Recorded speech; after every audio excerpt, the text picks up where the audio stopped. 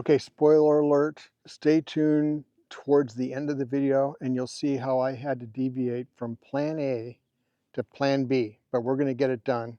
This water heater needs to be flushed. You'll see why. I'm gonna admit something that I have failed to do, and that is maintenance on our water heater. Beth and I live in this sheep camp, 196 square feet. We've been doing it for 4 years and we love it. I think it's time to flush out our water heater and also descale it. I used to drain it. That's what this little funny gizmo is. And this made it easy to take the camp out on the road, come back, winterize it very quickly. I'm going to remove this now. We'll replace it with a standard plastic plug that goes in the bottom of the water tank. And that's because we don't winterize anymore, and we haven't for the last 4 years because we use it continuously. There's no hot water in the tank right now. The hot water heater is off, so it's very safe to do this right now. First thing I'm going to do is relieve pressure in the tank by opening the pressure relief valve, and then we'll drain the water out of the tank. So just an alternative approach to pouring vinegar in from the bottom. I'm going to pour it in from the top, and that'll allow me to descale the pressure relief valve. Let's talk real quickly about the tools that I'm going to need, or at least that I'm anticipating.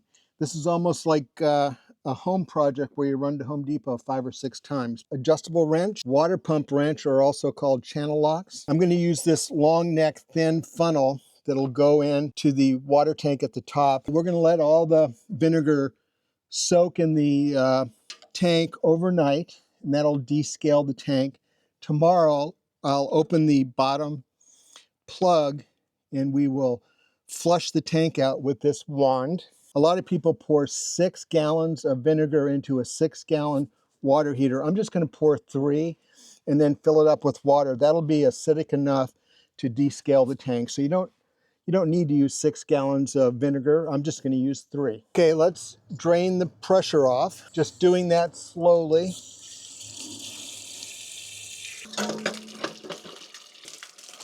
Now I'm just pulling that drain hose that I used before, taking that out. And I think I'm way overdue. I'm going to show you what flushed out just as I did that. So I want to show you what I've been getting out of the water heater tank just by removing that plug and flushing. And you'll see right here a lot of these crystals, and they're just calcium. And I've gotten a couple of those in the water faucet strainers, and that's what made me realize that we were having a problem. Okay, plan B. This pressure valve was a lot harder to remove than I anticipated. I know they make a wrench adapter that slides over the pressure relief valve for both RV and residential and makes it easy to remove in an axial direction. And I was trying to remove it from the side, and there's just no room in here. So I am going to get that adapter, perhaps do a video on that in the future just to show that, but I'm going to add that to my toolkit for the RV. I do want to clean that pressure relief valve and descale it. Based on what I'm seeing, I'm sure that that's involved with the pressure relief valve, and I'll probably carry an extra pressure relief valve with us because Beth and I do a lot of traveling, and I like to be as reliant as possible. I'm going to flush out more of this calcium deposit that's just flowing out. Plan A did not work, so I'm switching to plan B. I came up with my own little system. I connected the funnel to a valve. Once it's full, I can just turn it off and then just leave it full until tomorrow we'll remove this. I'm sure there's a lot of calcium built up in this water tank. I have never flushed this tank, so I'm very negligent and way overdue.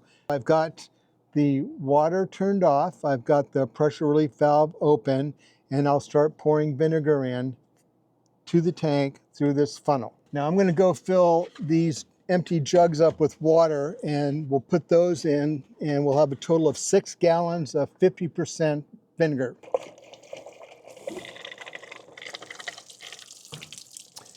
Okay, I've got overflow of dilute vinegar coming out of my pressure relief valve, so I'll shut that valve and I'll shut my fill valve here for the vinegar. And now we're gonna wait until tomorrow. I'll probably turn the hot water heater on to heat up the dilute vinegar solution, get it up to temperature, then I'll turn it off. In the morning, I'll drain it, we'll flush it. I have a feeling I'm gonna get a lot more calcium out, and then we'll have a descaled tank for our water heater and plan on doing it twice a year.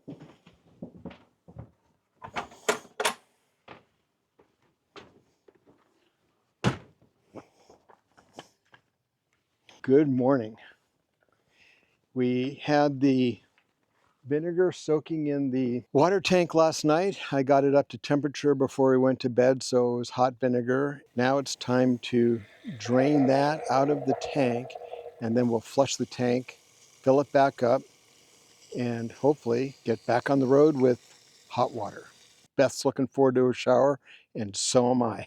Okay, all the vinegar is drained out of the water tank for our water heater. I'm going to remove this adapter, and then we'll use the flush wand to flush out any residual calcium deposits.